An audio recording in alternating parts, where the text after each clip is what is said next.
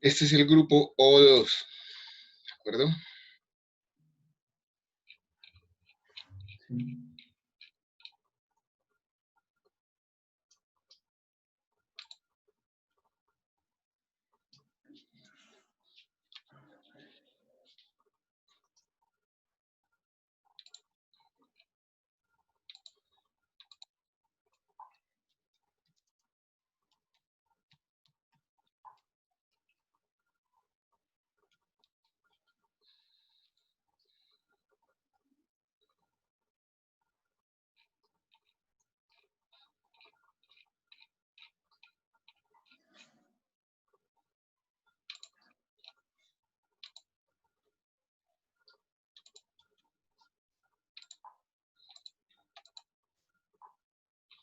A ver, me acuerdo dónde es el tema.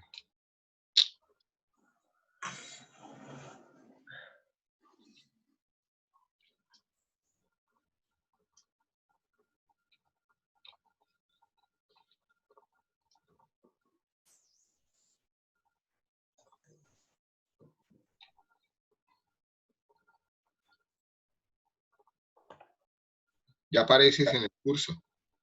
Por favor, intenta acceder. Eiber. Voy, profe, voy.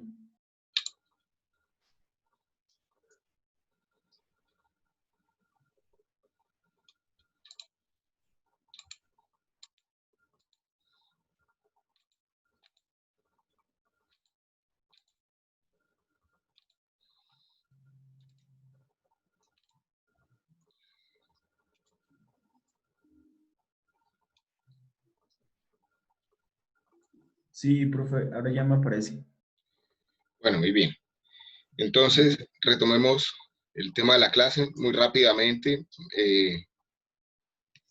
Para ahí ver que está nuevo en la clase, en Moodle, ya que estás ahí, vas a encontrar un apartado que se llama General. En el apartado General vas a encontrar el programa del curso y vas a encontrar la programación didáctica del curso, que es donde están las actividades que vamos a desarrollar, más eh, los instrumentos de evaluación con sus respectivos criterios de evaluación. ¿De acuerdo? Y después viene un apartado que se llama Bienvenidos. En el apartado Bienvenidos van a encontrar una primera parte que es la introducción de la asignatura, en donde vas a ver estas diapositivas que estoy mostrando en este momento aquí compartiendo pantalla. En esas diapositivas voy a volverles a abrir de una vez el foro para que de aquí al miércoles puedan participar en el foro de presentación, Eiber sobre todo. Con los demás Sí. me imagino que ya participaron en el foro como tal. ¿Alguien no lo ha hecho todavía?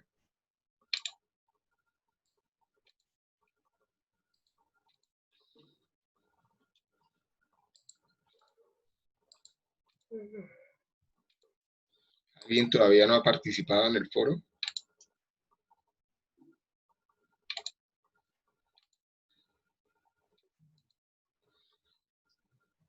Lo vamos a dejar nuevamente abierto hasta el 3 de junio a las 6 de la tarde, ¿de acuerdo?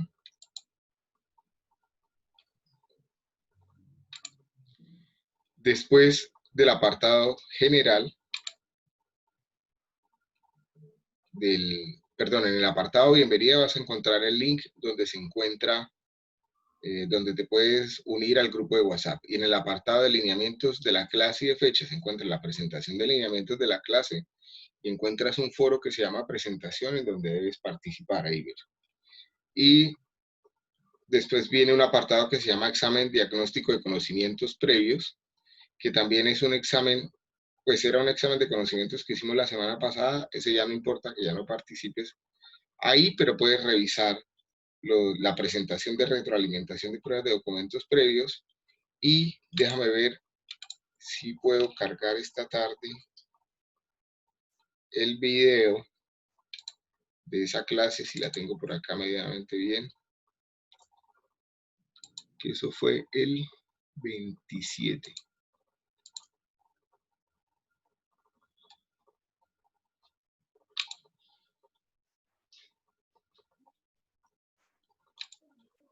Ahora les comparto el video, aunque sea de otro curso de esa misma clase, ¿de acuerdo? Para que lo puedas revisar.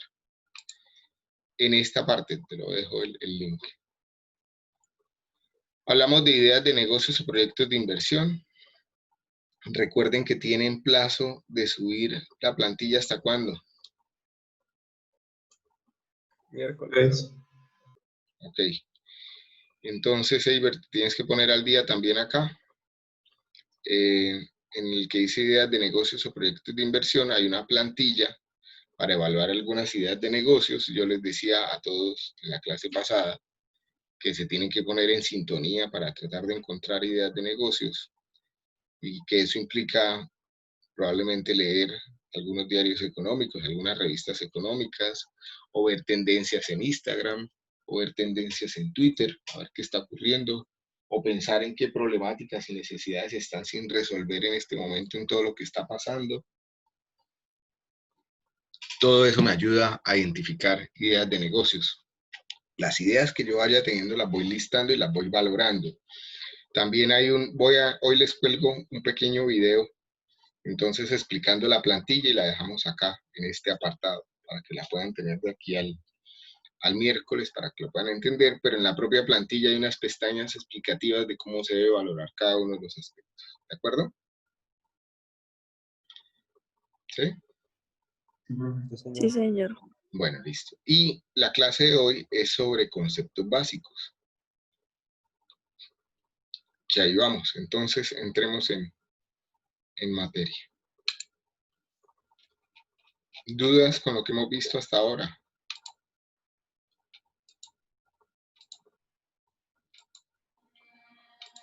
¿Ninguna? Asumo que no. Por favor, prendan sus cámaras para poderlo ver. Esta clase la voy a grabar y la voy a poder colgar ahí en el muro, ¿de acuerdo? Hablemos de conceptos básicos. Para comenzar a hablar de conceptos básicos en la clase de Ingeniería Económica, es importante primero comenzar a hablar de los actores que influyen en la economía. Y en el diagrama que ustedes están viendo en la pantalla, ¿cierto? Encontramos en la base de esa pirámide, pues, lo que hay en mayor cantidad, que son los consumidores. Después, los ahorradores. Después, los intermediarios especuladores. Y finalmente, los empresarios o inversionistas. ¿Pero qué es un consumidor? Pues es una persona, o también puede ser una empresa, que demanda bienes o servicios proporcionados por un productor o por la persona que provee bienes y servicios a cambio de dinero. Es decir, es un agente económico que tiene unas necesidades. También se define como aquel que consume o que compra productos para el consumo y por tanto es el actor final de muchas transacciones productivas. Entonces recuerden, persona o organización que compra productos o servicios, en otras palabras. El consumidor es la actividad, o sea, su actividad es consumir bienes y servicios a mediano o plazo o de manera inmediata. Y es la actividad primaria sobre la que recae la satisfacción de necesidades. Por ende, todos somos consumidores. Y entre mayor consumo podamos tener, pues podemos tener mayor satisfacción de nuestras necesidades. ¿Qué necesidades tenemos? Pues necesitamos alimentarnos, ¿cierto? Necesitamos comprar comida para alimentarnos. Necesitamos transportarnos, comunicarnos, etcétera, ¿cierto?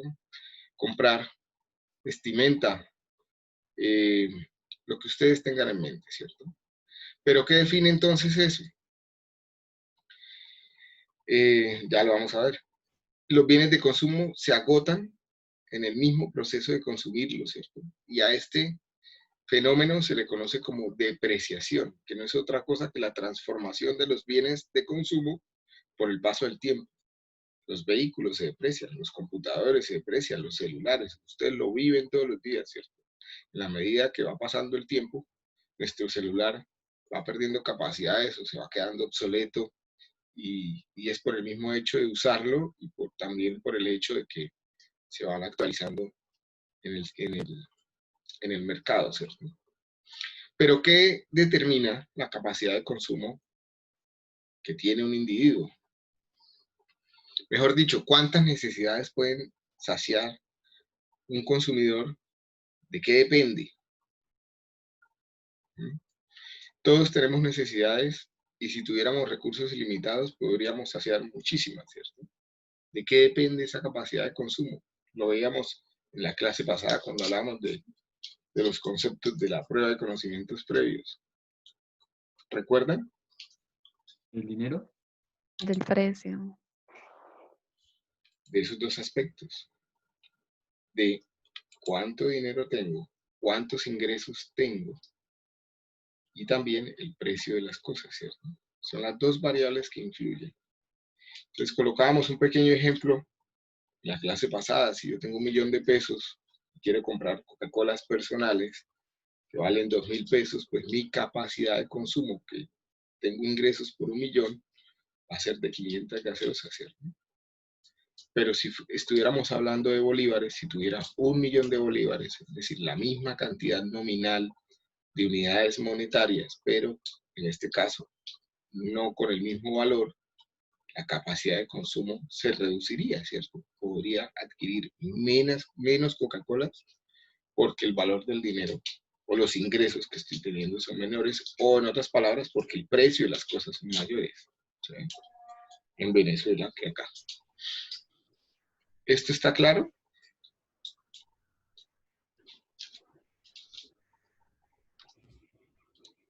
¿Sí? ¿Pueden admitir los que tienen la cámara prendida? Bueno. Si tienen alguna duda, pueden levantar la mano ahí en el sistema. Bueno, de acuerdo. Sigamos. Por ende, la riqueza de todo consumidor no es más que su capacidad de consumo. Cuántos ingresos tiene, cuántas cosas puede consumir o cuántos servicios puede consumir con ese dinero que tiene, ¿cierto? Si hablamos de ahorro y propiamente del ahorrador, que es el segundo actor que vamos a revisar, vemos que es la acción de separar una parte del ingreso que tengo normalmente mensual con el fin de guardarlo para el futuro. Ese ahorro se puede utilizar para algún gasto importante que se tenga, para algún imprevisto o para alguna emergencia económica. En términos de teoría económica, el ahorro se refiere entonces a la parte de la renta o del ingreso que no se dedica a consumo, sino a otros fines. Fíjense que podemos hablar de un individuo como persona natural o como persona jurídica. ¿Cuál es la diferencia entre persona natural y jurídica? Uy, esa sí me la sé. O sea, ¿sí te la sabías? ¿Cuál es? ¿Qué es una persona natural? Una persona natural es, digamos, nosotros y jurídica sería ya una empresa. No sé si sería así. Sí. Las personas naturales son humanos, ¿cierto? De carne y hueso. Y las personas jurídicas, pues son las empresas. De acuerdo, muy bien. Sigamos. La renta obtenida puede tener entonces dos destinos alternativos, el consumo o el ahorro. ¿Para qué ahorran ustedes? ¿Cuál es el propósito final que tienen de su ahorro? ¿Alguno de ustedes ahorra?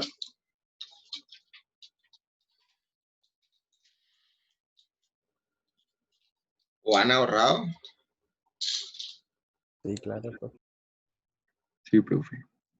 ¿Y para qué han ahorrado? Comprar algo. Para comprar algo. ¿Cómo han ahorrado?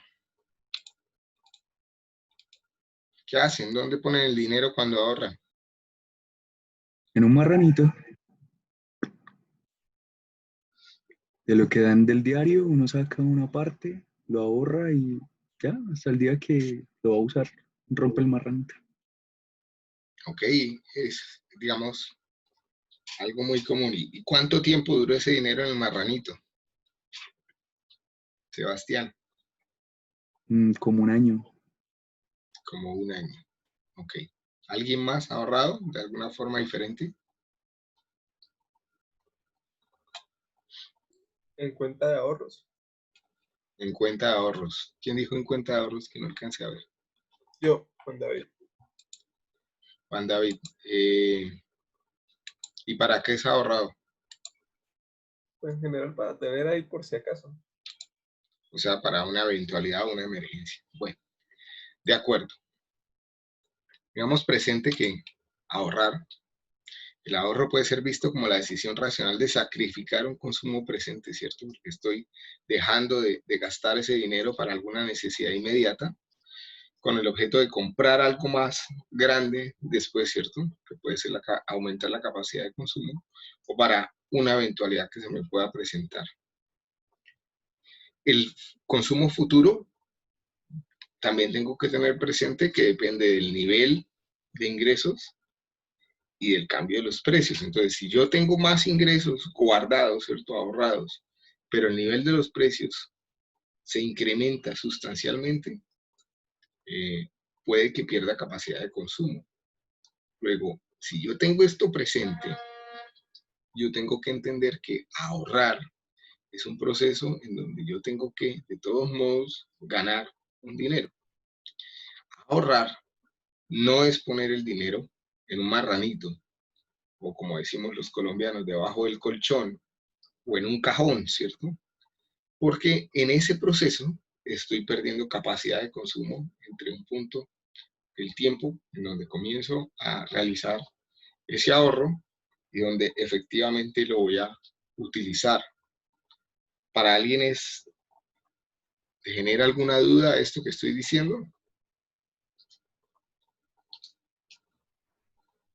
¿Sí me entienden lo que les estoy diciendo? Sí. Es decir, las cosas no valen lo mismo, ¿cierto? Entre hoy y dentro de 3 años, las cosas no valen lo mismo. Una Coca-Cola no valía lo mismo, no vale lo mismo hoy que hace 5 años, ¿cierto? Su precio se ha ido incrementando. Regálenme por favor un minuto. Voy a abrir acá la puerta y ya vuelvo. Un segundo, por favor. Profe, apague el micrófono.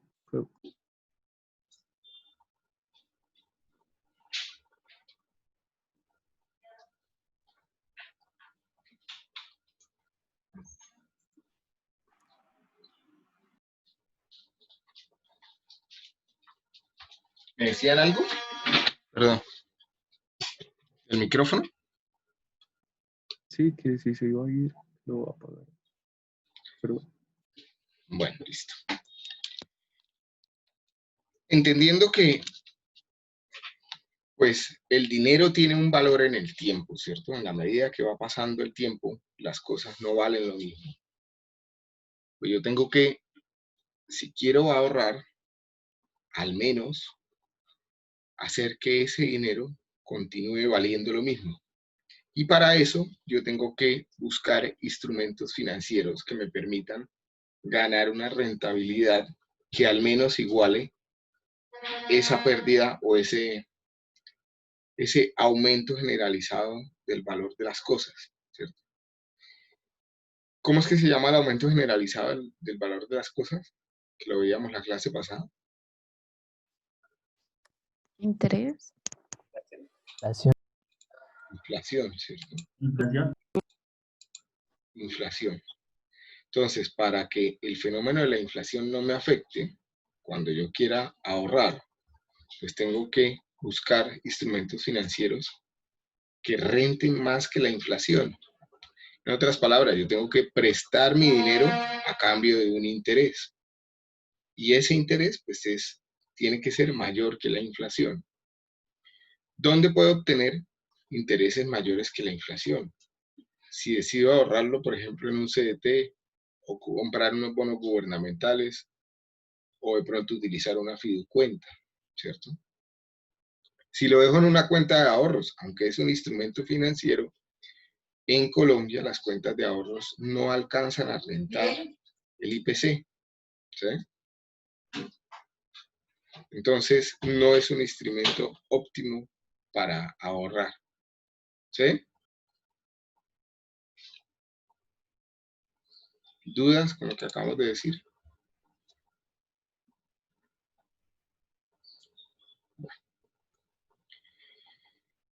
Hablemos de la siguiente grupo de actores de la economía, donde están los especuladores, donde están los intermediarios y donde están los inversionistas, ¿sí?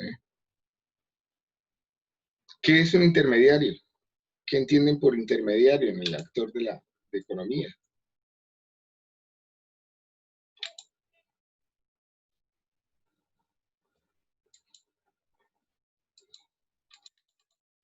La persona que ofrece un producto o servicio, ¿no? ¿Por qué lo entiendes como intermediario?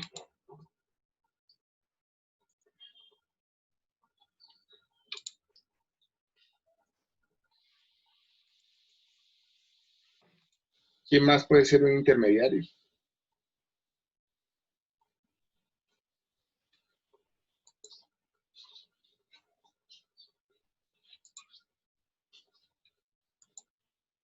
Profe, creo que puede ser una persona que, digamos, puede conseguir algún producto sin yo necesidad de ir a buscarlo personalmente.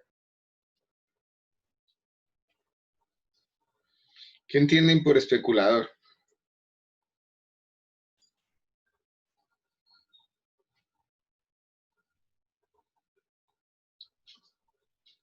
En términos económicos. ¿Qué creen que es un especulador?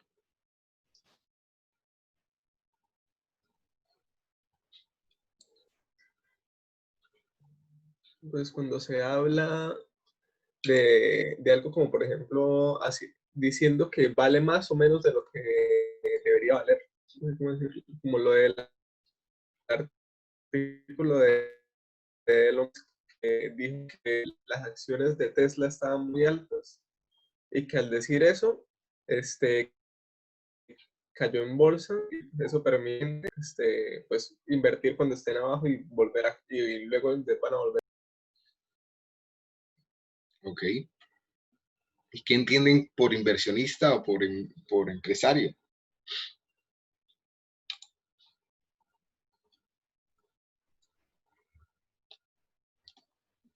¿Mm?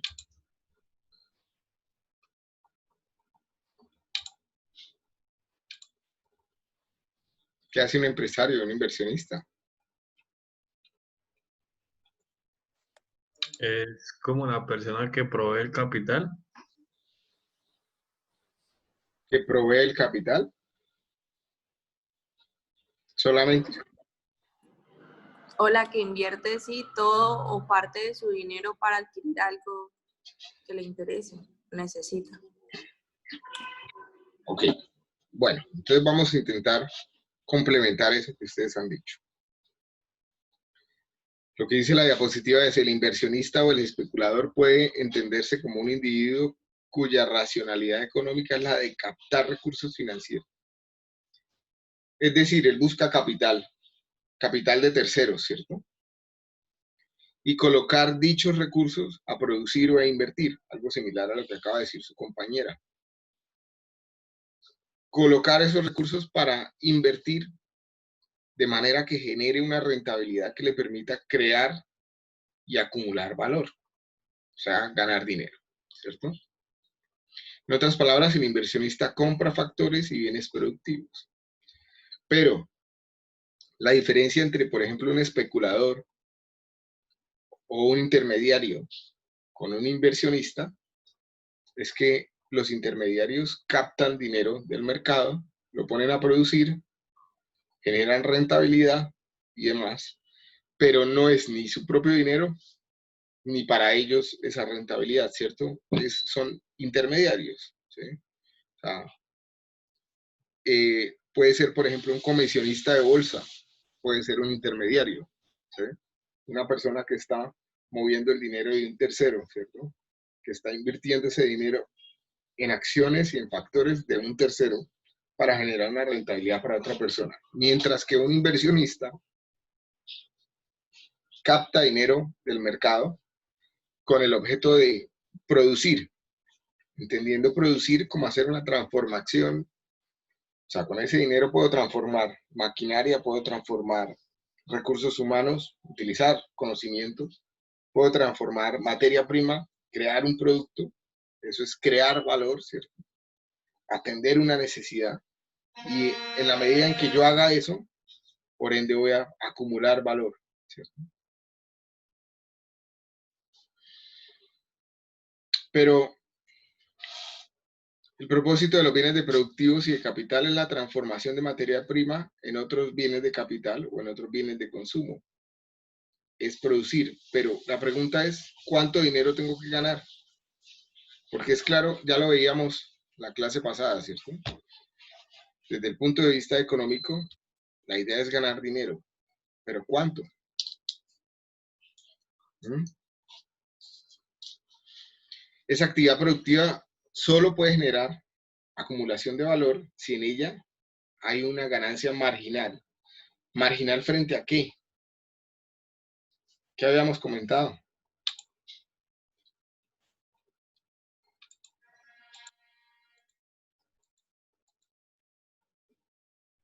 ¿Mm? Ari, María Teresa, David, ¿qué opinan? Luis Felipe.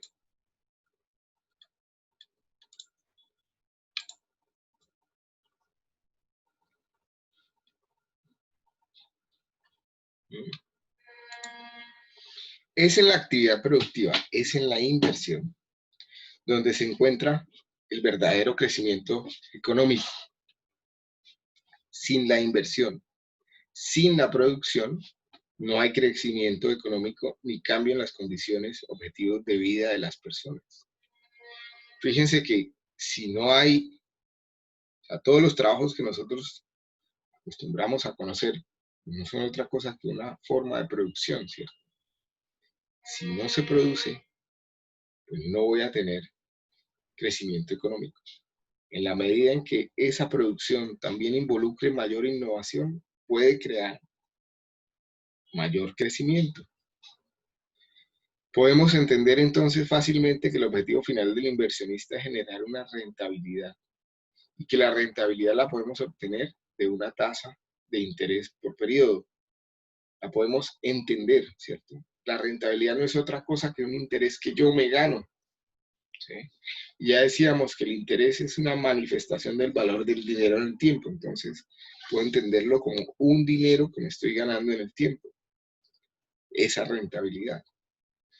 ¿Cómo debería ser la tasa de rentabilidad requerida por un inversionista respecto a la tasa de ahorro y a la tasa de inflación?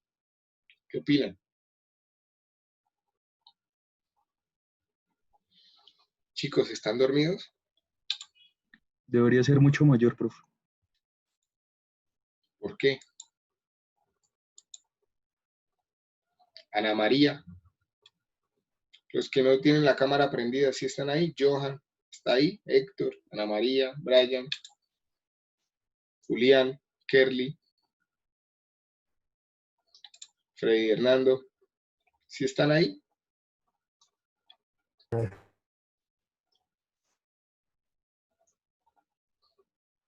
Por favor, escriban su nombre en el chat, todos, en este momento.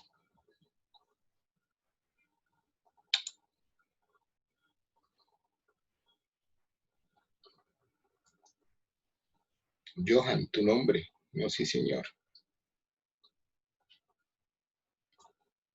Es un ejercicio sencillamente para que nos volvamos a concentrar.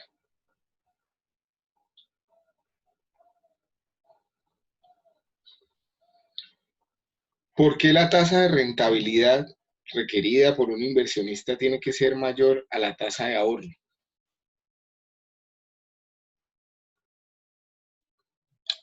Porque además que se está arriesgando a invertir.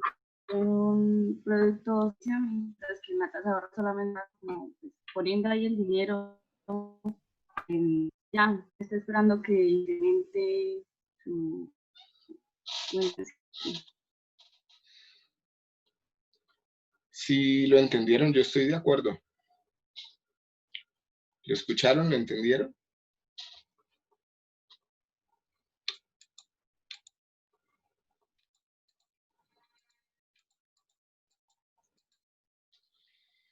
A mí como inversionista, si me interesara tener una rentabilidad como la tasa de ahorro, que en la clase pasada decíamos que las tasas con las que una entidad financiera pide prestado dinero, en otras palabras, capta dinero del mercado, se llama tasa de captación, ¿cierto? Que son las rentabilidades que le ofrece a las personas por prestarle su dinero. O sea, cuando alguien abre un CDT, no está haciendo otra cosa que prestándole el dinero a una entidad bancaria.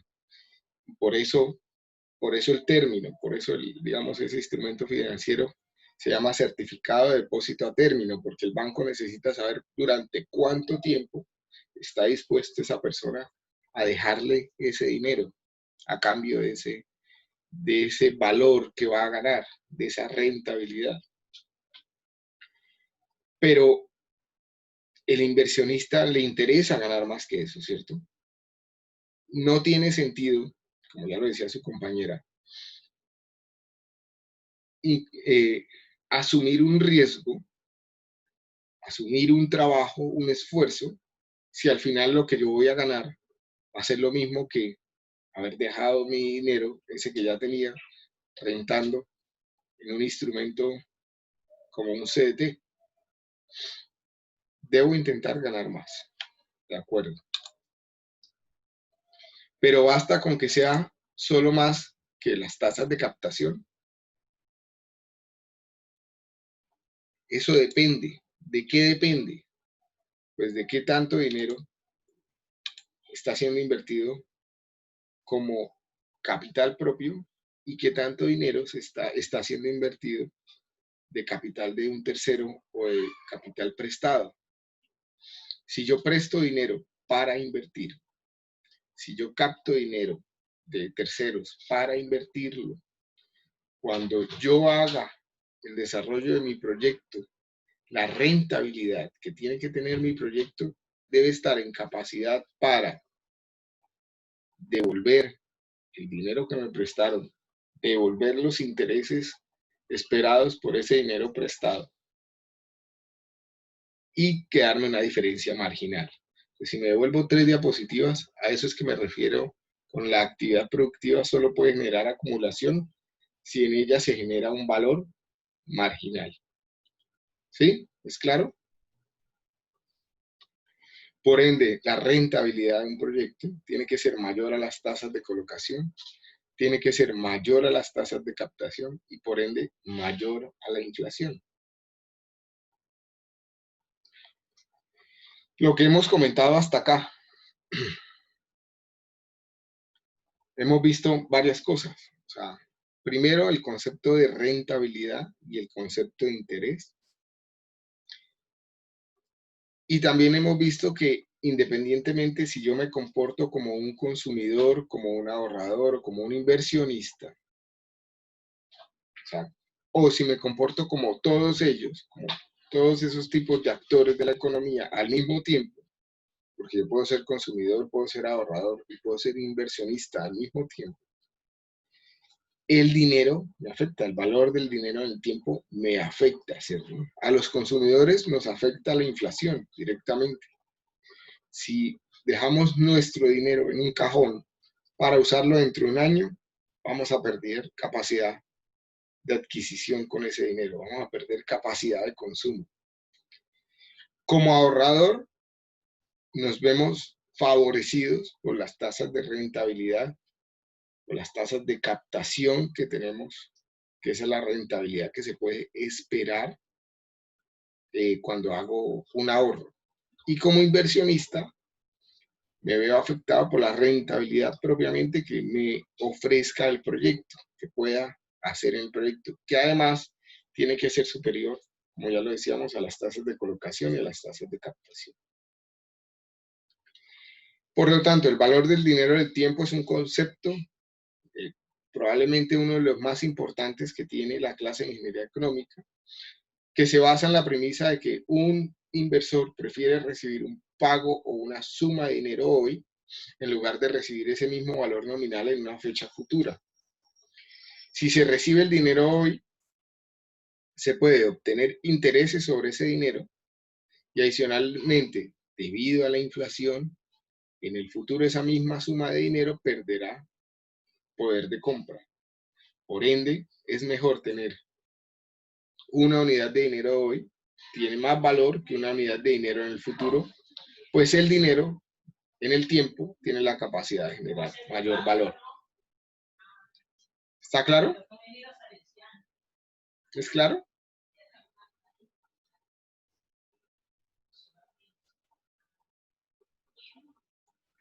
Johan, pregunta.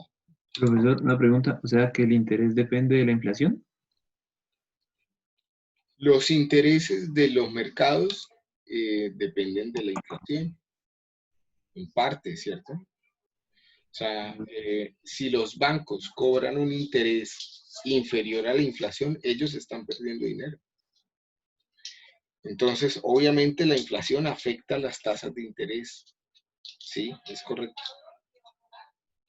O las tasas de interés de un país con las que se fluctúan en un país dependen de la inflación. ¿Sí?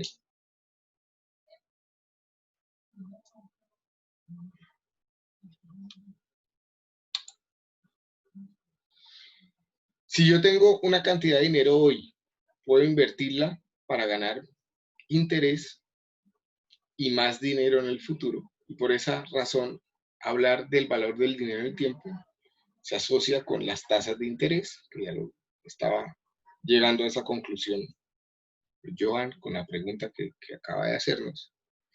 Y el poder adquisitivo pues puede cambiar en el tiempo debido a la inflación. Las dos cosas pues están relacionadas la una con la otra, ¿no? Dependiendo de la inflación, las tasas de interés tienen que subir. Fíjense que en Colombia, con lo que está pasando en la pandemia, el Banco de la República bajó las tasas de interés, las bajó, pero no las bajó por debajo de la inflación, ¿cierto? Digamos, naturalmente las tasas de interés en Colombia son muy altas, mucho más altas que la tasa de inflación, con las tasas con las que prestan el mercado dinero o los bancos.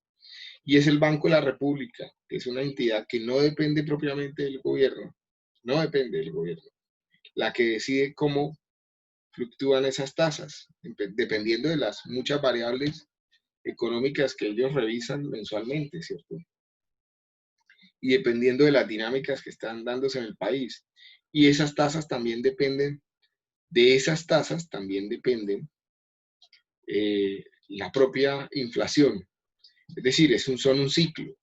Dependiendo si ellos bajan mucho la tasa, es probable que se genere un fenómeno inflacionario en el país. Porque si los créditos bajan mucho de valor, la gente tiende a endeudarse más y a comprar más cosas. Y en el efecto de comprar más cosas, por la ley de oferta y demanda, entonces comienza a subir el precio de las cosas. Pero para que eso pase, pues también hay que monitorear todas las variables y de eso se encarga el banco y los economistas del banco. Pero están relacionadas, ¿sí? En este momento bajan las tasas con el objeto de que las personas puedan acceder a créditos pues, para atender las necesidades obvias que tenemos en estos momentos, ¿cierto? Muchas empresas que no han podido pagar sus nóminas, muchas empresas y personas que se han visto en dificultades porque no han podido abrir sus negocios ni han podido producir como tal. ¿De acuerdo? Ya lo habíamos dicho en la clase pasada, el interés es la manifestación del valor del dinero en el tiempo. Pero entonces ahora intentemos hacer un ejercicio a ver cómo nos va. Si esto que estamos comentando lo logramos entender ya de manera práctica o en la realidad. Primero pensemos lo siguiente. Supongamos que solo tengo dos momentos en el tiempo. Un momento hoy y un momento mañana. De mañana puede ser entendido como dentro de un año, si lo quieren ver así. Tenemos también una estructura de ingresos conocido, es decir, en el hoy vamos a tener una serie de ingresos y mañana vamos a recibir otra cantidad nominal, otra cantidad de ingresos específica. Analicemos cuál podría ser la capacidad de consumo hoy, total, y cuál podría ser la capacidad de consumo mañana, si tenemos los siguientes supuestos. Primero, que la inflación fluctúa con una tasa del 5%, pero también que todas las tasas de captación y de colocación fluctúan con el 5%. Entonces, ¿cómo lo haríamos? Por favor, tengan a la mano sus calculadoras, su cuaderno, tomen apuntes, vayan haciendo el ejercicio conmigo y me van ayudando, ¿listo?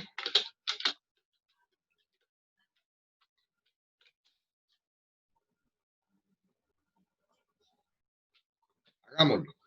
Voy a dejar de compartir esta pantalla, voy a intentar compartir aquí otra pantalla.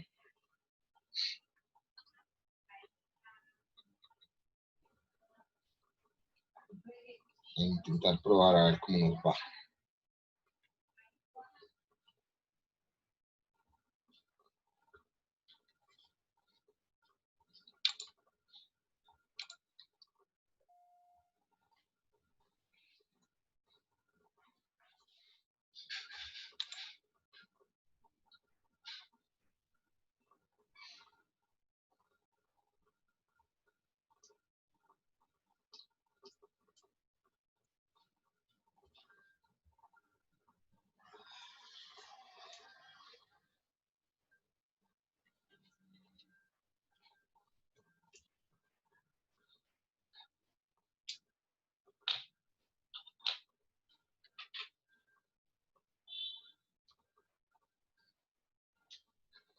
Entonces,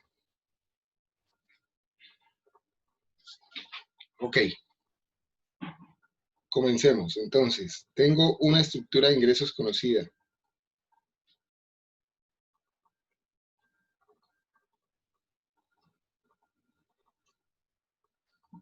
Voy a ver si puedo colocar otra aplicación que funcione un poco mejor. Regálenme un minuto, por favor.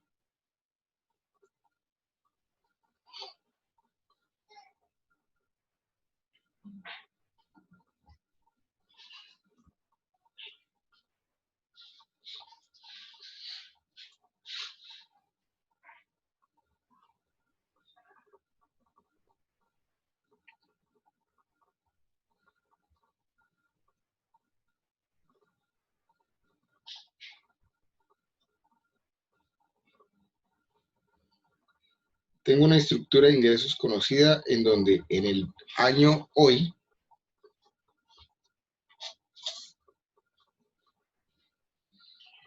voy a ganar 40 millones de pesos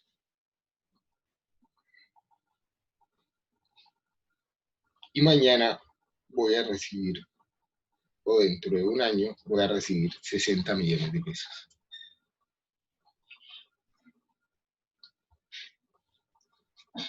¿Sí lo están viendo? Sí. Sí, profe.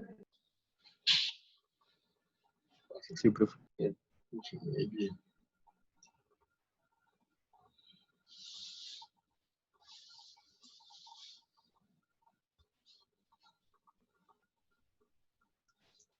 A ver, lo vuelvo a hacer acá.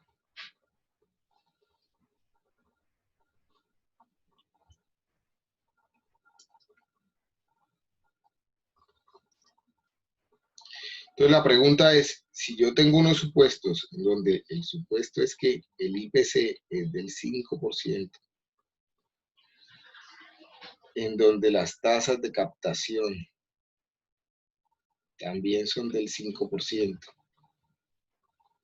y donde las tasas de colocación también son del 5%, ¿cómo se comporta ese dinero hoy y cómo se comporta mañana? Entonces, ¿cuánto dinero podría consumir hoy? Podría consumir 40 millones, que en efecto me llegan hoy, ¿cierto? Más una cantidad que puedo pedir prestada. Yo puedo pedir una cantidad X prestada en función de que el próximo año puedo devolverle al banco 60 millones de pesos, ¿cierto? Esos 60 millones de pesos, en otras palabras, son el valor que me prestan más los intereses causados por el valor prestado. Es decir, 60 millones de pesos de préstamo van a ser igual a X más X por el 5%, ¿cierto?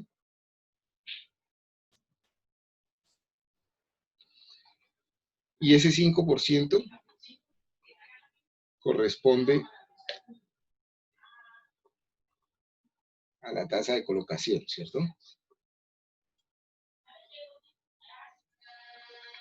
¿Sí? ¿Me siguen hasta ahí?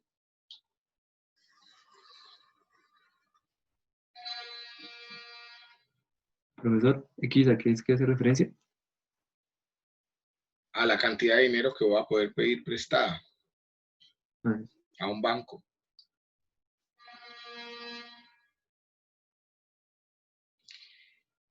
En otras palabras, X es igual a 60 millones sobre 1 más la tasa de colocación.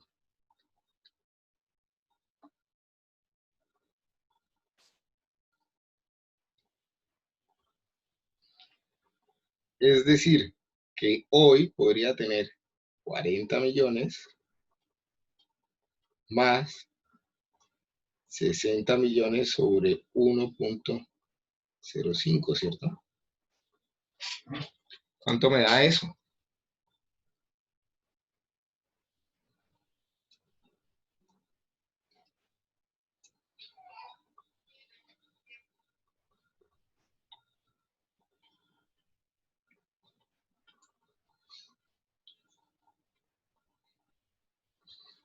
$97,14 millones de pesos. ¿A alguien le da diferente? Una pregunta en el chat. 97,14, de acuerdo, Daniel. ¿A todos les está dando igual?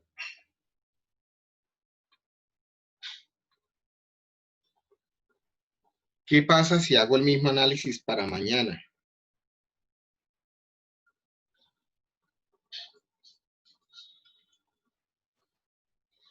Mañana yo tendría 40 millones de pesos que decido ahorrarlos.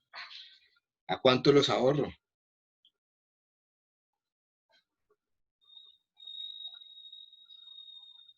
¿Cuánto me gano por ahorrar ese dinero?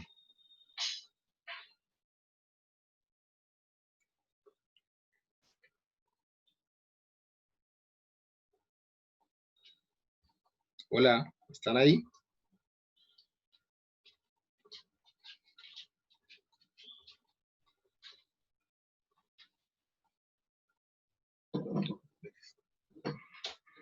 Gracias.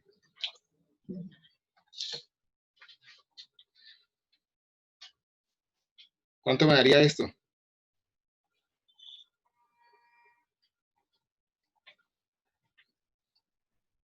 ¿Sí les da o no?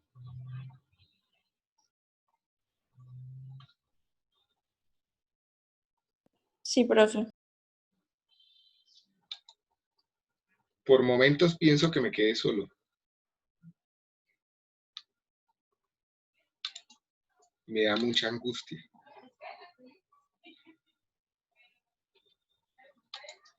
Entonces fíjense que en el evento en que todas las tasas fueran iguales, la de la inflación, la de captación y la de colocación, este dinero, 97,14, que puedo consumir hoy, sería igual a lo que se podría consumir mañana con 102 millones. ¿Sí? Y eso se da por una ecuación que es la primera ecuación de equivalencias de ingeniería económica, que dice capital futuro es igual a capital presente por 1 más la rentabilidad.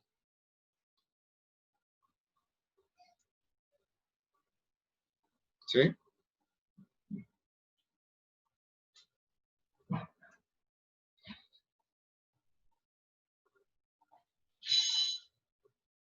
Déjame ver si la otra aplicación ya abrió y seguimos revisando el tema.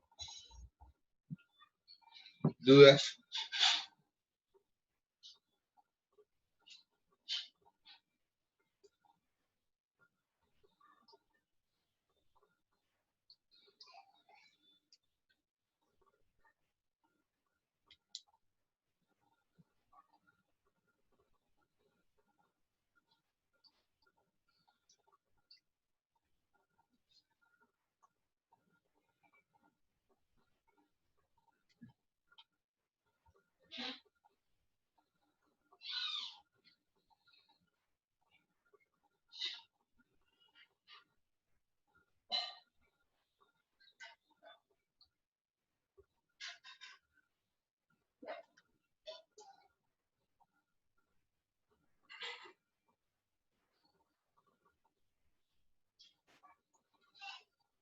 ¿Dudas?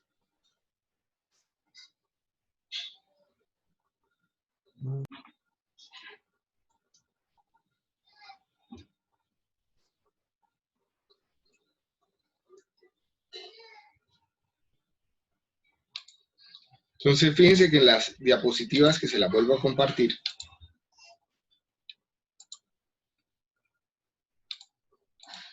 tenemos lo mismo, ¿cierto? Si supongo que tengo que la tasa de interés y es igual a la de captación, la inflación y todas son del 5%, la situación del consumidor y el ahorrador para hoy y para mañana son, para hoy recibo 40 millones y puedo pedir hasta 57,14 millones prestados, es decir, podría consumir hasta 97,14.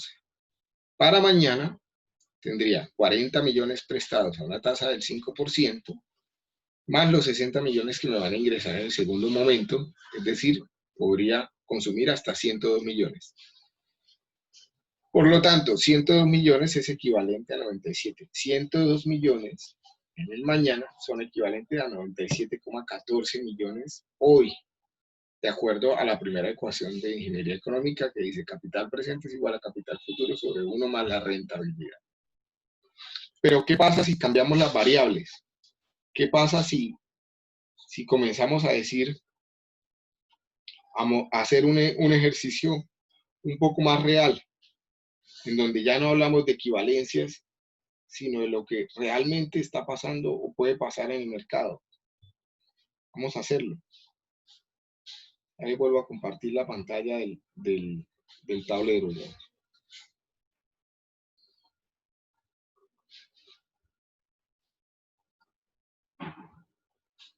Regálame un minuto, por favor. Estoy tratando de loguearme acá.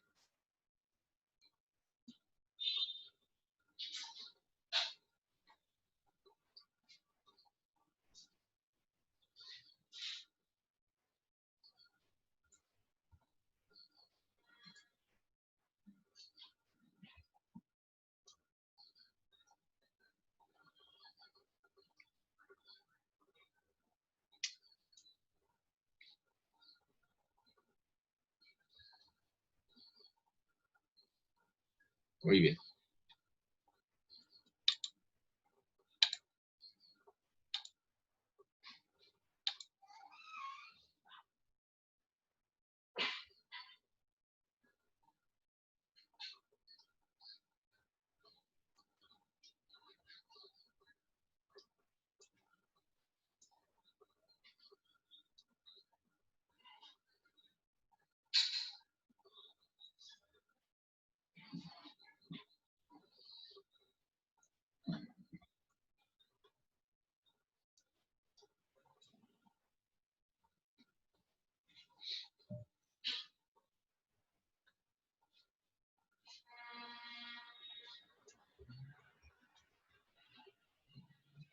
Bueno, entonces, Para este ejercicio tengo otra vez 40 millones y 60 millones, ¿de acuerdo? Hoy y mañana, pero cambian los supuestos. ¿Qué supuestos voy a hacer en este caso? Que la inflación es de un 5%, que las tasas de captación son de un 7% y que las tasas de colocación son de un, coloquémosle un 15%. ¿Sí? Entonces, ¿cómo sería nuestro hoy y nuestro mañana? Hoy sería igual a los 40 millones que tengo, que me ingresan, más los 60 millones, más el dinero que puedo pedir prestado, que ya decimos que es 60 millones sobre 1 más las tasas de colocación. ¿Cuál es la tasa de colocación?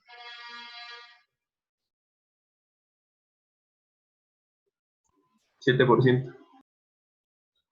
15%.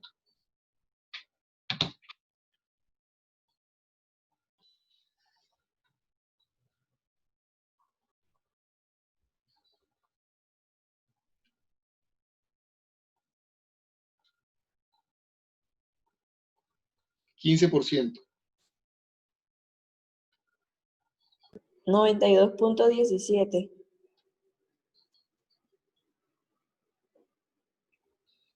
92.17.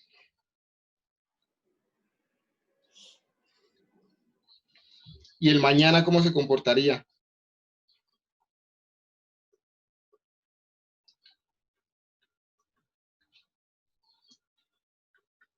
Serían 40 millones más 1 por la tasa de captación, ¿cierto?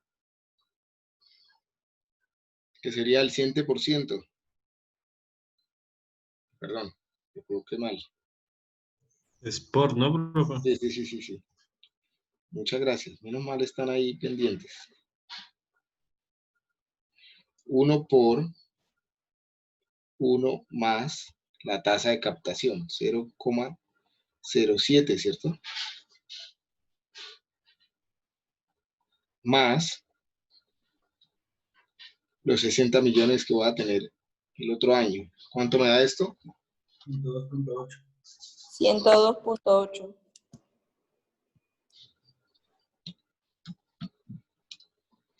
102.8.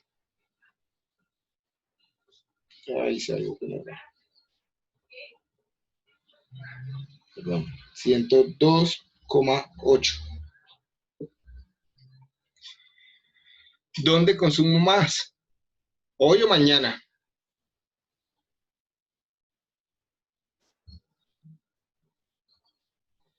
En ese ejercicio que es un poco más real, ¿dónde consumo más?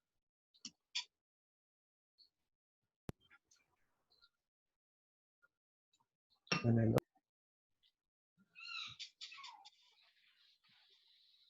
¿A cuánto equivaldría 92,17 hoy?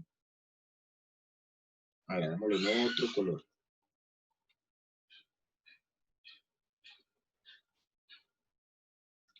¿A cuánto equivaldría 92.17 hoy? ¿A cuánto equivaldría mañana?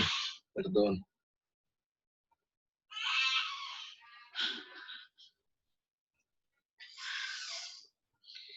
Pues equivaldría a 92,17 por 1 más ¿qué?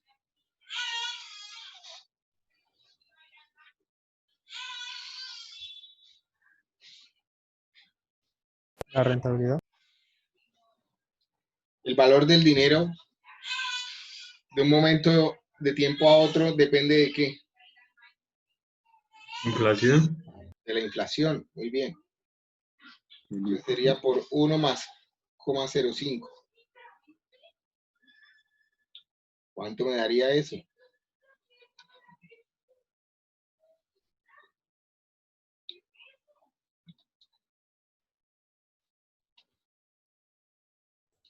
serían 96,77, Punto 77. sí, de acuerdo. En otras palabras, con 92,17 millones hoy, puedo consumir lo mismo que con 96,77 millones mañana. Entonces, devolviéndome a los ejercicios en azul y en rojo, ¿dónde estoy consumiendo más? El mañana. En el mañana. O sea, la decisión de ahorrar un consumo presente me permite aumentar un consumo futuro, que era lo que habíamos comentado en el desarrollo teórico de la clase de hoy. ¿De acuerdo? ¿Sí lo ven? Profe, yo no entendí. O sea, el mañana y el que está en rojo y en verde no se puede la diferencia. Es un ejercicio que se ajusta a las condiciones más reales que existen en el mercado, ¿sí? ¿Por qué más reales? Pues porque las tasas se comportan de manera más real al ejercicio que hicimos anteriormente, donde simplemente queríamos analizar lo que es una equivalencia económica, es decir, entender cuál es el valor del dinero en un momento a otro, ¿sí? Si yo acá analizo las condiciones de ahorro y de inversión que habíamos comentado en la clase, pues me doy cuenta que ahorrar tiene un beneficio, ¿cierto? Y el beneficio es que puedo aumentar mi capacidad de consumo, si lo necesito, ¿sí? Y entendiendo, acá hay varios supuestos que no son eso, sino más que supuestos, ¿cierto? Que la inflación no va a variar, porque yo puedo comenzar un ahorro con una estimación de inflación X y las circunstancias pueden hacer que esa inflación se dispare, mucho más que eso, y al final perder capacidad de consumo, ¿sí? Por ejemplo, todos los que tengan un CDT en este momento, que abrieron un CDT con una rentabilidad específica, con una expectativa de ganancias, no sabemos cuando se les cierre ese CDT, cuando ya logren sacar su dinero, si pierden o no capacidad de consumo en función de todo lo que está ocurriendo. Si la inflación de todo lo que está ocurriendo, si todo lo que está ocurriendo va a influir negativamente en la inflación que va a tener el país en este año, ¿sí? Les comento, la meta de inflación que tiene Colombia oscila entre el 3 y el 4%. Es decir, cuando el Banco de la República coloca esa meta, nosotros podemos tomar decisiones. ¿Qué tipo de decisiones? Pues a ver si abrimos un instrumento financiero que me rente más que eso y hasta cuánto más me siento cómodo para hacer que mi dinero no pierda capacidad de consumo. Entonces, si yo voy a un banco en este momento y me ofrece un CDT en un 4%, pues yo diría, ahí hay mucha probabilidad de que de todos modos pierda capacidad, ¿cierto? Porque está muy cerca a la meta de inflación y con todo lo que está ocurriendo, pues es complejo, ¿sí? Pero, ¿qué no entiendes de lo que acabamos de comentar frente al ejercicio?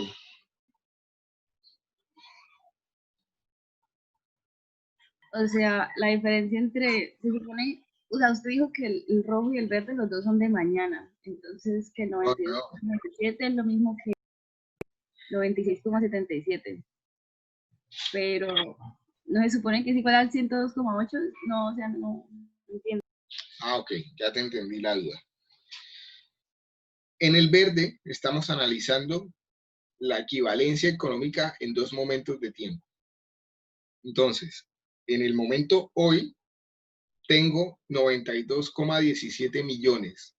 Si quiero identificar esos 92,17 millones, ¿cuánto dinero necesitaría en un mañana para adquirir la misma cantidad de cosas con eso que esos 92,17 millones hoy? Pues tengo que hacer una equivalencia económica. ¿Cómo hago esa equivalencia económica? Pues utilizando ya una ecuación que es la primera de equivalencias que acabamos de ver, que dice capital futuro es igual a capital presente por 1 más un interés o una rentabilidad, ¿cierto? Pero el interés que yo voy a colocar acá para revisar dos momentos de tiempo dependen de la inflación, este que tengo acá, ¿cierto? Porque es la que me marca mi capacidad. Profe, yo tengo una pregunta. ¿Sí? ¿Por qué para hallar el valor presente utilizó la tasa de colocación y por qué para hallar el valor de mañana utilizó la tasa de captación? Ok, entonces revisémoslo nuevamente. Voy a pasarlo y hacerlo de hecho en una nueva hoja y lo volvemos a hacer, no importa que lo repitamos. Entonces, partamos de una base. Tenemos una ecuación que ya conocemos. Capital futuro es igual a capital presente por 1 más el interés.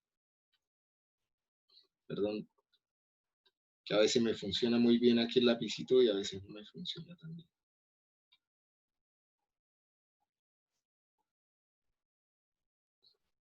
¿Sí? Partamos también de que tenemos tres supuestos. Uno, que la inflación es del 5%,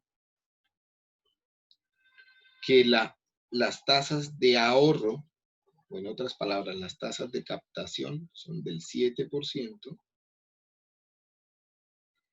y que las tasas de colocación, o las tasas con las que me prestan dinero, son del 15%. ¿Listo? Hasta ahí vamos bien, ¿cierto? Si yo quiero analizar cuánto dinero puedo consumir hoy, pues tendría los 40 millones que ya me entran, supongamos que se los pagan por un salario, ¿sí? Hoy, más una cantidad que puedo pedir prestada de mañana. Ir a un banco y decir, mire, como yo ya sé que tengo una estructura de ingresos conocida, en donde mañana voy a recibir 60 millones de pesos, señor banco, présteme tanto dinero que yo mañana le pueda pagar 60 millones de pesos. ¿Sí?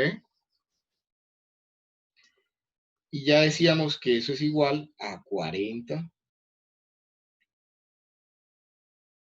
más los 60 que me van a ingresar mañana sobre 1 más las tasas de colocación, que es la tasa con la que me prestan a mi dinero.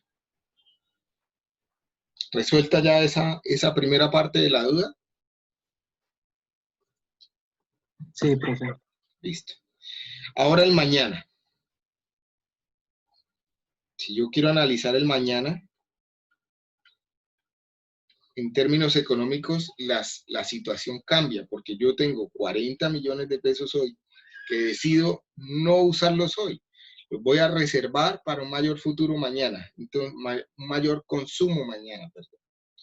Entonces, esas tasas las puedo poner a rentar.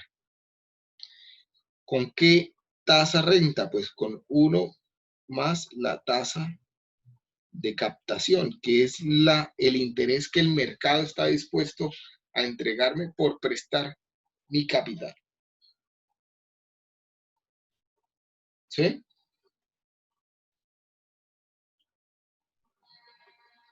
Tasas de captación. ¿De acuerdo? ¿Resuelta esa duda? Más lo que me ingresa como tal mañana. Y lo último que hicimos fue encontrar la equivalencia entre lo que me está produciendo hoy y lo que me está produciendo mañana para saber dónde efectivamente estoy teniendo mayor capacidad de consumo, que fue lo que miramos ahorita. Si los dos valores hubieran sido iguales, pues no importaba dónde hubiera consumido, si hoy o mañana, ¿sí? Pero donde ya me estoy dando cuenta es que en el mañana, que me estaba dando 102,8, con 102,8 puedo adquirir más cosas que con 92,14 de hoy, ¿cierto? ¿Sí? Continuemos con la presentación y poco a poco estos conceptos se van a ir decantando, ¿sí? Profe, disculpe, y esto, en condiciones normales, ¿uno cómo puede estimar el valor de la inflación a cierto tiempo? Como te comentaba ahorita, el valor de la inflación, la meta de inflación la coloca el Banco de la República y es el mismo Banco de la República el encargado de hacer monitoreo y hacer control de esa inflación.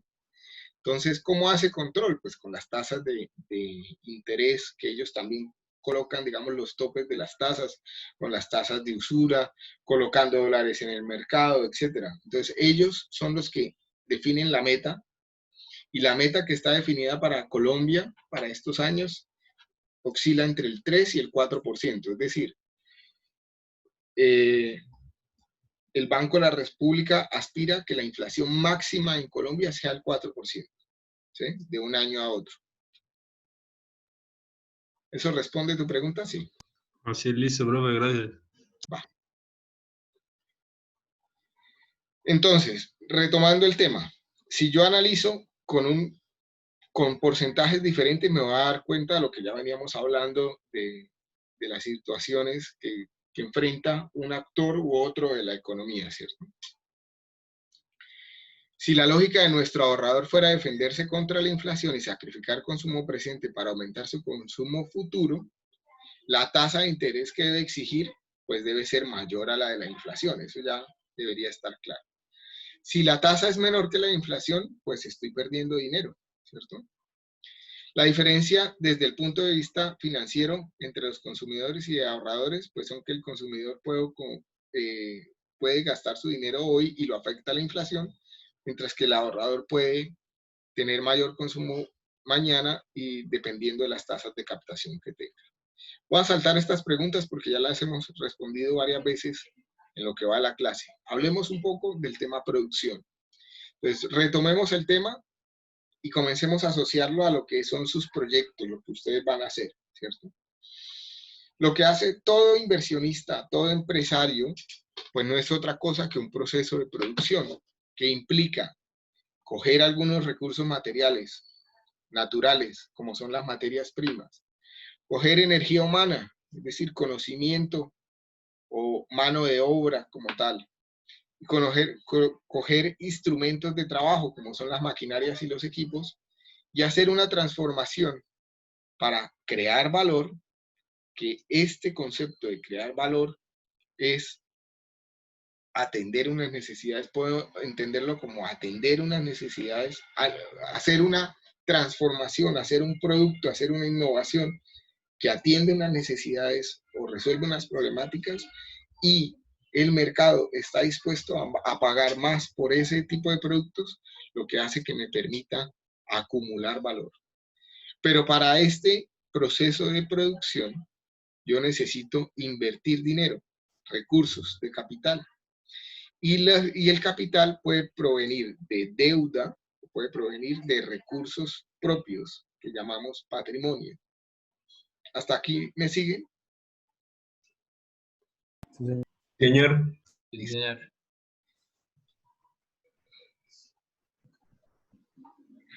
Entonces, el capital, que puede provenir de recursos propios o de deuda. Definimos rendimiento de capital como la tasa de rentabilidad que se obtiene cuando un inversionista adelanta un proyecto que ha fondeado con esa mezcla de patrimonio y de deuda.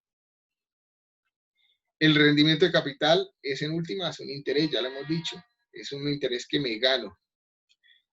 ¿Cómo debería ser el rendimiento que buscan los accionistas? ¿Qué riesgo asumen los proveedores? ¿Y a cambio de qué? Pues depende de cuánta rentabilidad tenga el negocio.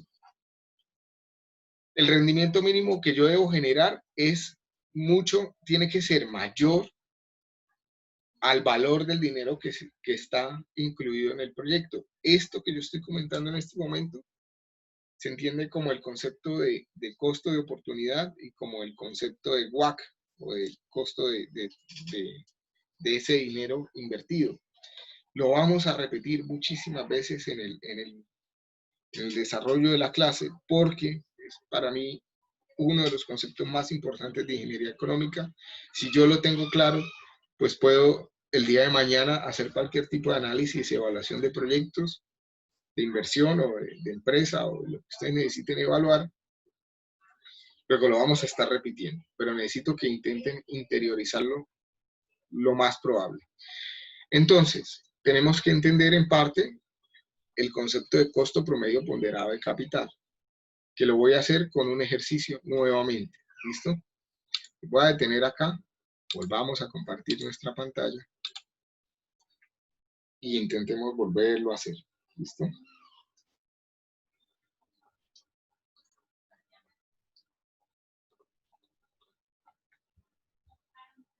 Entonces, si hablo de costos promedio ponderado de capital,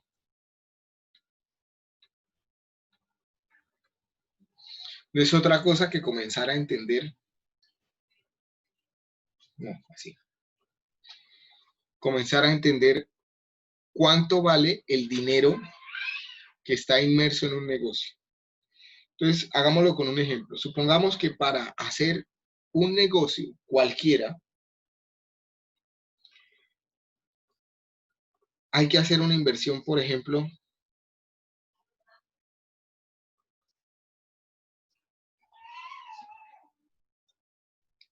hay que hacer una inversión de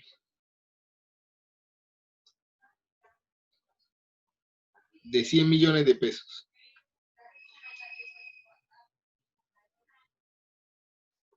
¿Sí? Y esos 100 millones de pesos se van a invertir con 3 fuentes de capital. 60 millones de pesos van a ser prestados. 20 millones de pesos lo va a colocar un socio 1 y 20 millones de pesos lo va a colocar un socio 2.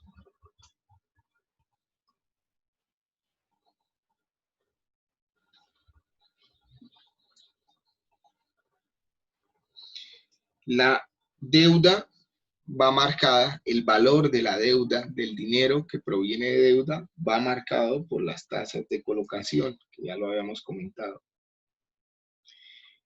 El valor del dinero del socio 1 va marcado por unas tasas de captación. Es decir, esa persona no tiene ningún tipo de empresa todavía, esa persona no tiene más que unos ahorros y su dinero vale lo que valdría dejarlo allá ahorrándose, ¿sí? Por eso las tasas de captación. Mientras que el socio 3, su inversión y su dinero vale lo que vale la rentabilidad de un negocio que ya tenga.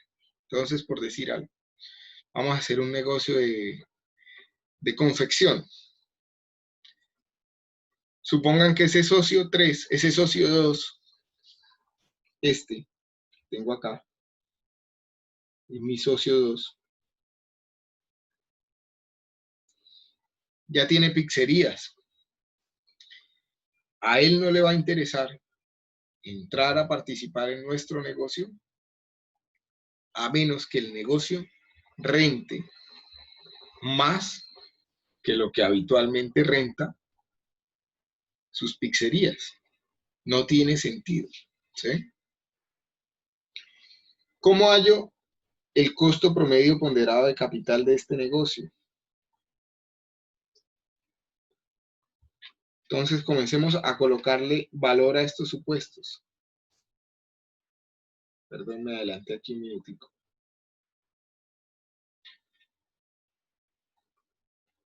Entonces digamos que las tasas de colocación, es decir, la tasa con la que me van a prestar dinero los bancos, sea de un 17%. La tasa de captación sea de un 6%. Y las tasas, la tasa de rentabilidad del socio, sea por decir algo, un 15%. Lo que él ya percibe en su negocio. ¿Sí? Entonces, ¿cómo es el costo promedio ponderado de capital? ¿Cómo lo hallo? Pues de la misma forma como ustedes calculan su promedio ponderado en la universidad. de sus notas. Voy a colocar el peso que tiene cada una de las fuentes de capital que están interviniendo en la inversión por el porcentaje o el peso específico que tiene en términos de valor del dinero. Es decir, la primera fuente es la de deuda, que son 60 millones sobre los 100 millones que hay que invertir de manera total, por lo que vale ese dinero, que es un 17%, más los 20 millones que va a colocar un primer socio de los 100 que hay que invertir en total, por el 0,06%, 0,6, perdón, más los 20 millones que va a colocar el tercer socio de los 100 millones que hay que colocar en total, por 0,15%. Ese valor, pues, es un promedio ponderado, ¿cierto? Es decir, va a ser un valor entre el 17 y el 6%, que son los dos extremos que tengo ahí. ¿Cuánto les da? 14.4.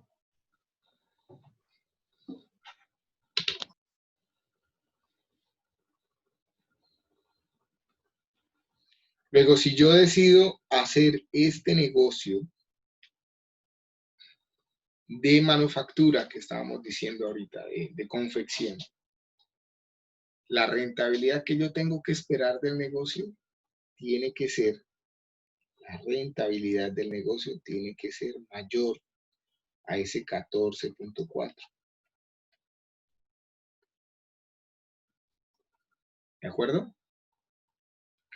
De hecho, tiene que ser mayor, si ya lo analizo, si yo quiero que el socio 2 participe, de hecho tiene que ser mayor al 15%, ¿cierto?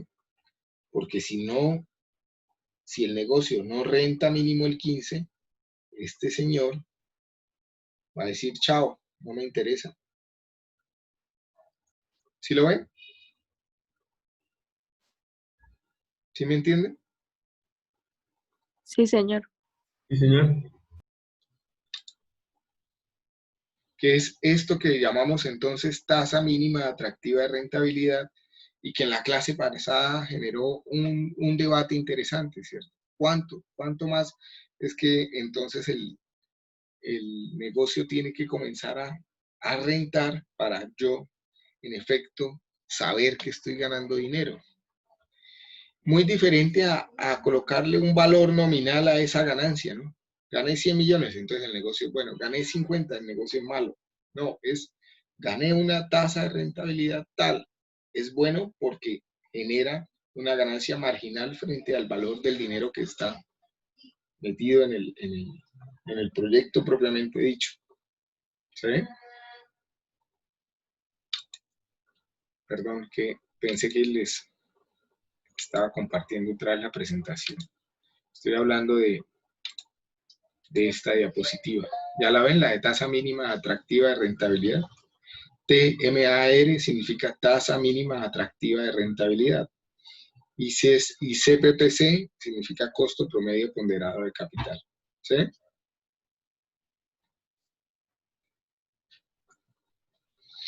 Luego, para ir finalizando, en proyectos, el concepto de costo de oportunidad en proyectos de emprendimiento lo puedo calcular, como lo acabamos de hacer. ¿Qué dinero está invirtiéndose en el proyecto? ¿Cuánto vale ese dinero? ¿Cuánto vale el capital que está invertido? Y comenzar a colocar unos factores de ponderación posteriores para que supere ese costo promedio ponderado de capital, que normalmente lo colocamos en 1 o un 2% por encima. O sea, la tasa mínima atractiva de rentabilidad suele ser 1 o 2 puntos porcentuales por encima del costo promedio ponderado de capital. Pero el concepto de costo de oportunidad como concepto dice, es la rentabilidad que se deja de percibir por no tener los recursos para ejecutar un proyecto. Si lo coloco como un ejemplo, entonces, si yo soy una empresa constructora que tiene varios lotes para desarrollar, pero sus recursos son limitados, y por recursos, cuando digo sus recursos, estoy hablando tanto de capital propio como de deuda, su capacidad de endeudamiento también es limitada. En el evento en que yo analice todos los posibles proyectos que yo puedo desarrollar en todos los lotes que ya tenga comprados para lo mismo, yo tengo que comenzar a tomar decisiones de cuál ejecutar primero y cuál ejecutar después, ¿cierto? Para eso hago una evaluación económica. Voy a ejecutar primero los proyectos que, después de todo el análisis técnico y todo lo demás, también me ofrezcan la mayor rentabilidad en términos económicos. Cuando se me agote el dinero y no pueda ejecutar un proyecto específico, la rentabilidad que estaba esperada para ese proyecto específico comienza a marcar mi costo de oportunidad, que es la rentabilidad que dejo de percibir por no poder hacer un proyecto X, ¿sí? Por no tener el dinero, por no tener el capital. ¿Eso es medianamente claro? Sí. Sí, señor. Entonces, esa tasa mínima atractiva de rentabilidad tiene unas características, ¿sí? Es un estudio económico que no constituye un proceso exacto, porque las variables son dinámicas y hay que irla monitoreando, esa tasa mínima atractiva de rentabilidad. La mezcla de deuda y capital patrimonial también puede cambiar con el tiempo, ¿cierto? O sea, el valor de la deuda, el valor del patrimonio también cambia con el tiempo y cambia con los proyectos. Entonces, esa tasa mínima atractiva de rentabilidad no es un número fijo en una empresa o no es un número fijo que yo tengo de mi propia tasa mínima atractiva de rentabilidad.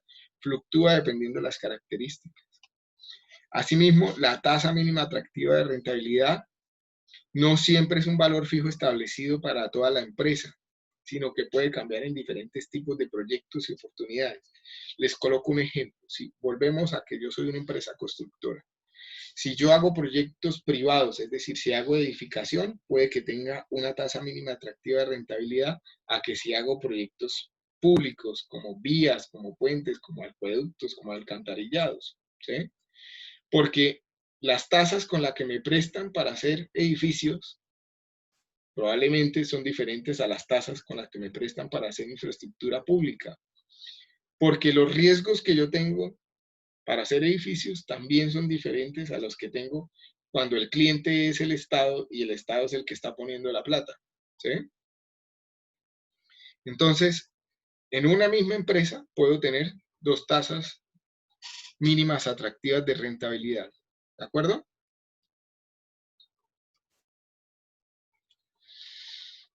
Esa es la clase de conceptos básicos. Por favor, revísenla. Por favor, revisen los ejercicios. El miércoles vamos a hablar de emprendimiento y propiamente del proyecto de inversión. Recuerden que tienen hasta el miércoles para entregar las plantillas con sus ideas de negocios y digamos, en el transcurso de esta semana quedan conformados los grupos de trabajo. O sea, espero el miércoles, yo creo también tener conformados los grupos de trabajo, pero depende de varias cosas. Dependo de que ustedes me coloquen las plantillas de ideas de negocios para poder alinear de pronto ideas que sean similares en los mismos grupos. Dependo también de sus presentaciones, que todos las hayan hecho para poder entender de alguna forma algunas características que ustedes tienen, tratar de hacer también esos grupos de trabajo. ¿Dudas para finalizar? ¿Tienen alguna duda? No, señor. Chari, Luz Joana, Paula, Geraldine. ¿No? María Teresa. No, no, señor, muchas gracias. ¿No? Profe, creo que la plataforma dice que es hasta el jueves. ¿Qué cosa? ¿Cuál? La entrega del emprendimiento, o sea, de la plantilla. Bueno, listo. Hasta la fecha que tienen dispuesta en la plataforma lo pueden hacer. ¿Listo? Gracias. Ok. Bueno, muy bien. Profe, qué pena, una cosita. Usted dijo que en el Excel estaba explicado lo de cómo poner valores, o sea, cómo valorar cada cosa.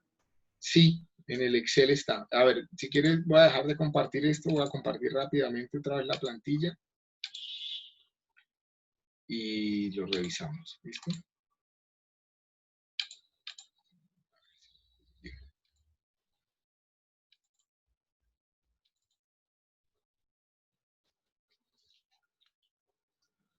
Ya les comparto.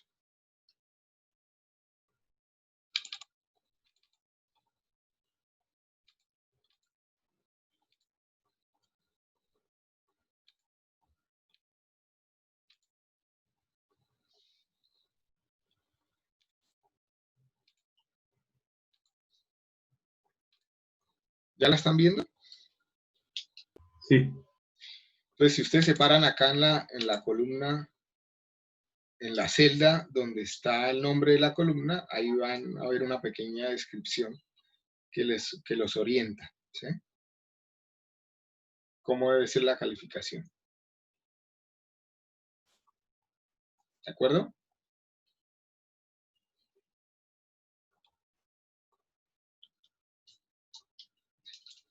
Y ahorita les cargo un video pequeño, un grulla para que...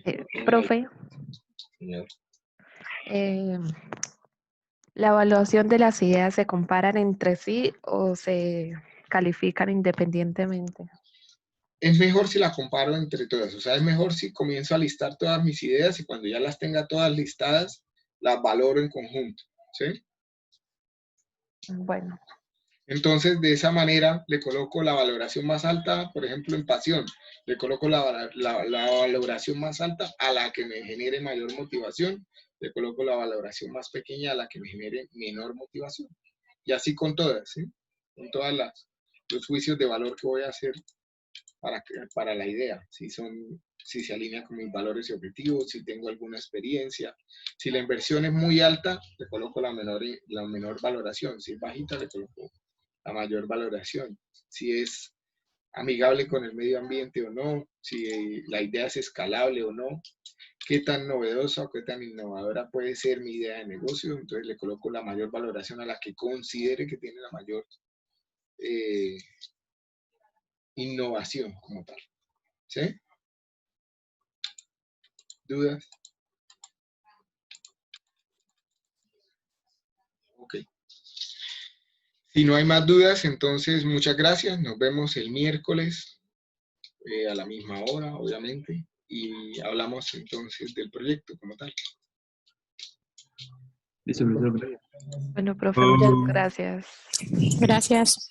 Chao, profe. Luego, profe. Hasta luego, que estén muy bien.